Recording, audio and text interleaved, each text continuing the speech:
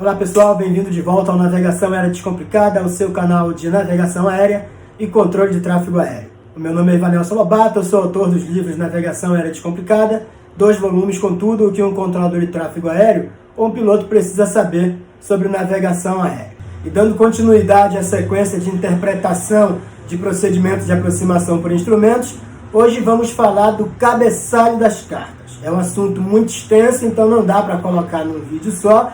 A gente repete que é importante que tanto um piloto quanto um controlador de tráfego aéreo, ao se deparar com uma carta de aproximação por instrumentos, seja capaz de entender cada detalhe impresso naquela carta. Então a gente vai dividir em várias partes esse estudo e hoje vamos falar do cabeçalho, do título da carta, das informações que vem na parte superior dela. Fica com a gente até o final que vai ser muito interessante. Assunto do livro Navegação Aérea Descomplicada, segunda parte, vamos falar de cabeçalho da IAC. Inicialmente, vamos começar mostrando tudo que a gente tem de alternativa de apresentação de carta IAC hoje, setembro de 2020, aqui no Brasil. A gente tem 4 apresentações distintas ainda disponíveis na IS Web, se você pesquisar com bem atenção. Eu achava que este padrão de carta nem existia mais, mas quando eu pesquisei com muito cuidado, verifiquei que esta IAC, onde a gente tem aqui só o nome da localidade e a indicação do procedimento aqui na parte inferior da carta, inclusive com a terminologia descida aqui, até uma impropriedade, mas essa carta ainda estava em vigor neste mês de setembro, quando eu fiz a pesquisa, então vamos mostrar também este cabeçalho. Aqui à direita a gente tem o segundo padrão mais antigo disponível e se a gente for em frente, a gente vê aqui quais são os 2 padrões mais novos de cabeçalho de carta de aproximação por instrumentos. A gente vai ver cada uma delas em detalhes aqui só para mostrar que a gente hoje tem 4 apresentações disponíveis na AIS Web. De acordo com o MACAR, Manual de Confecção de Cartas Aeronáuticas, IFR de 2017, a carta de aproximação por instrumento será revisada quando houver alteração de qualquer informação essencial à operação segura da aeronave ou no intervalo máximo de 5 anos.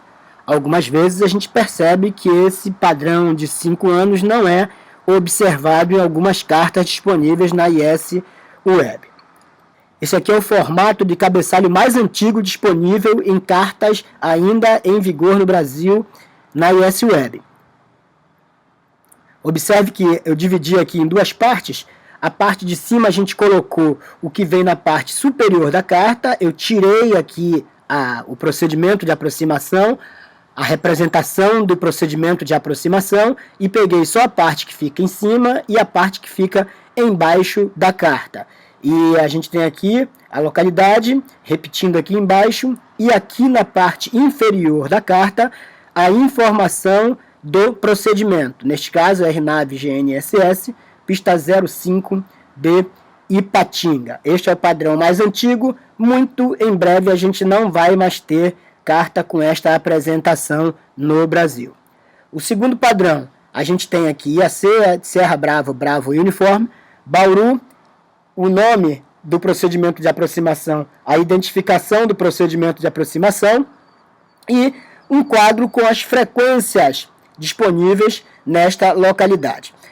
Isso aqui é um procedimento de aproximação, gente. A gente chama a atenção para a sequência com que essas frequências são apresentadas, porque imagine a lógica de alguém chegando em uma localidade. Inicialmente, ele vai checar o ATIS para saber as condições, vai falar com a PP daquela localidade, depois com a torre ou o AFIS, onde não houver o serviço de controle de aeródromo, e na sequência ele vai falar com o controle solo, onde este órgão estiver disponível. Então, nas cartas de saída, esta sequência ela é invertida. A gente vai falar disso quando a gente fizer a interpretação de SID.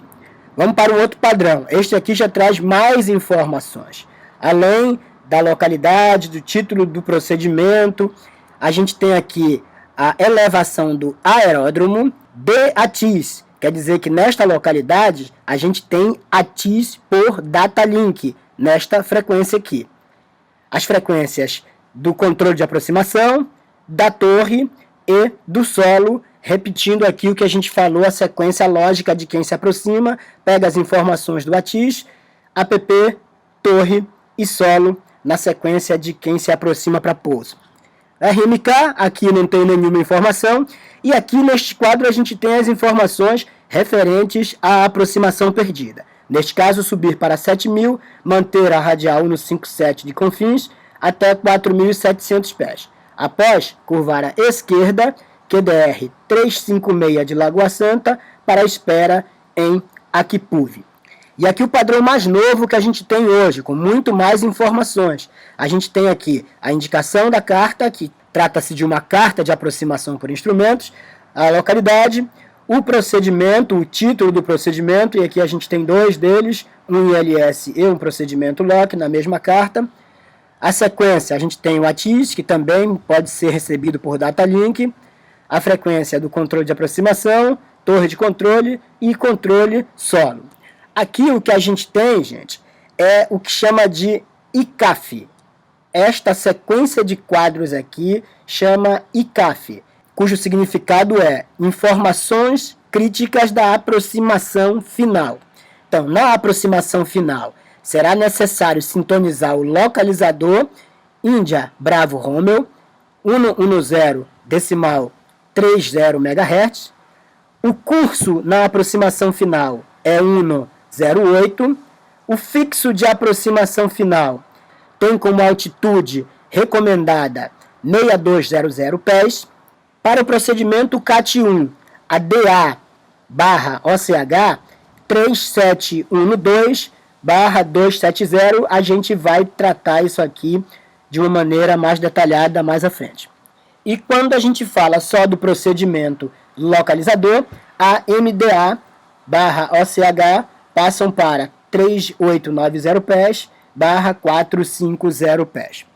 Aqui as informações referentes à aproximação perdida, tanto em português quanto em inglês. Subir para 6.000 pés, manter proa 108 até 4.000, curvar à esquerda para interceptar a radial 087 do VOR Victor Juliette Kilo para a espera em Edvive.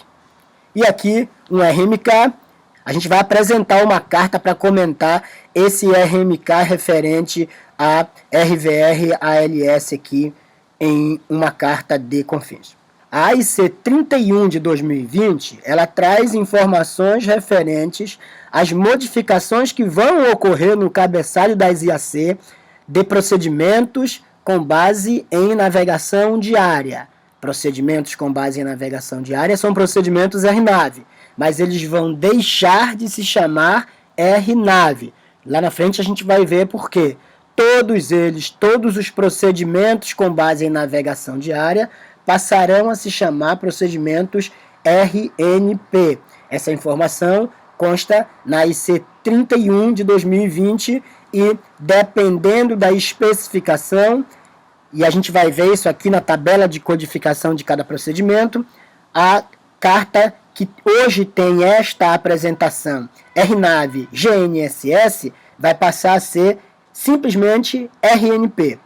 E a carta onde a gente tinha, e a gente ainda tem cartas com essa apresentação que vão continuar em vigor e vão ser modificadas doravante, mas onde a gente tem RNAV e RNP, a gente vai passar a ter RNP, a indicação da pista, e entre parênteses o AR se referindo à autorização requerida. No futuro muito próximo, a gente vai passar a ter esta informação com este formato que é apresentado aqui.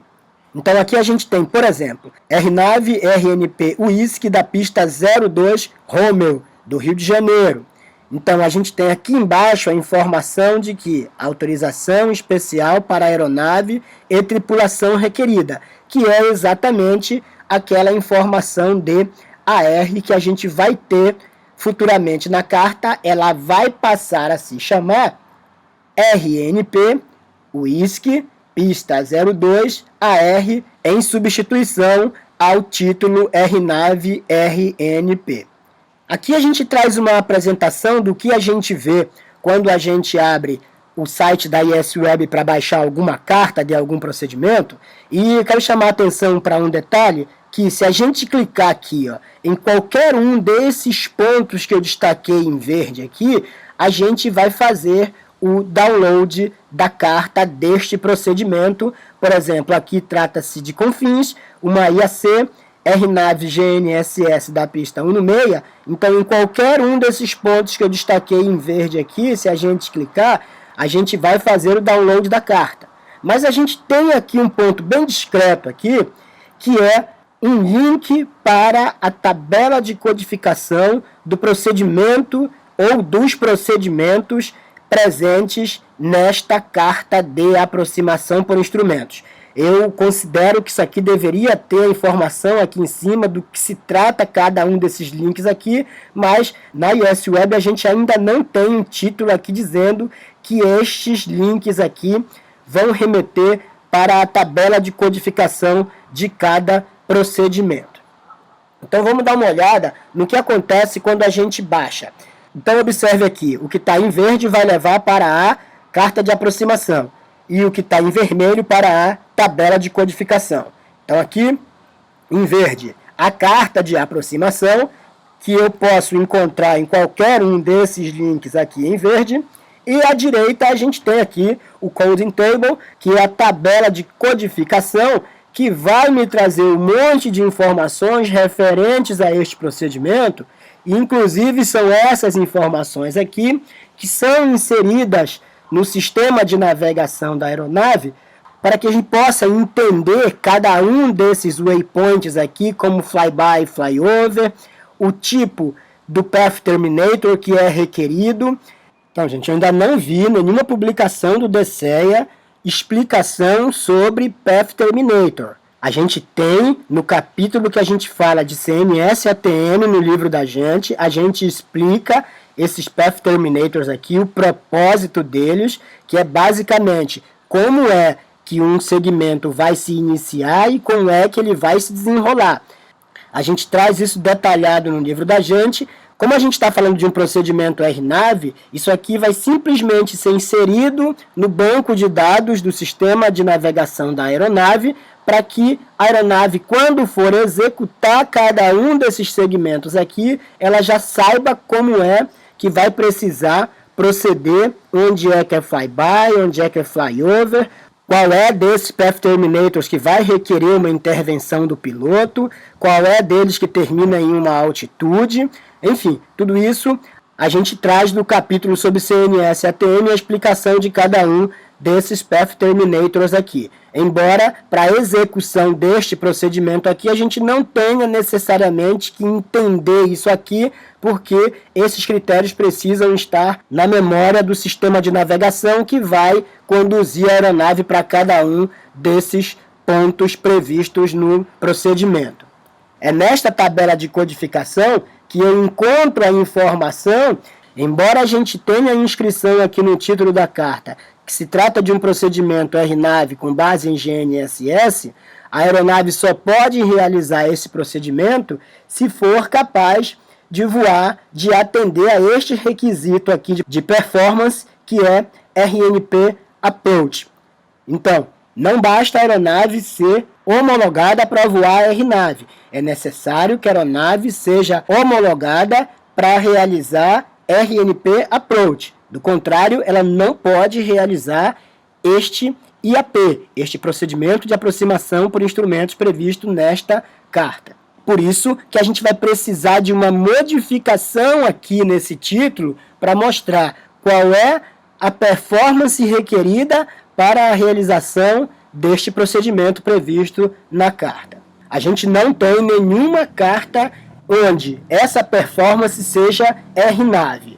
E essa informação a gente traz desta tabela que eu extraí lá da IS 91001, revisão ECO da ANAC de maio de 2017, que quando a gente está falando de procedimento de aproximação, eu tenho que ter uma dessas duas performances para a realização de procedimento de aproximação por instrumentos. Ou RNP Approach, cuja precisão lateral é de 0,3 de milha náutica, ou RNP AR Approach, cuja precisão lateral varia de 0,5 de milha náutica até 1/10 de milha náutica. Então você percebe que todas as outras designação de operação aqui, desconsiderando o RNP Approach e RNP-AR Approach, a mais restritiva, por exemplo, é RNP-1, cuja precisão lateral é de 1 milha náutica, mas a área de aplicação é em área terminal, não pode ser utilizado para procedimento de aproximação,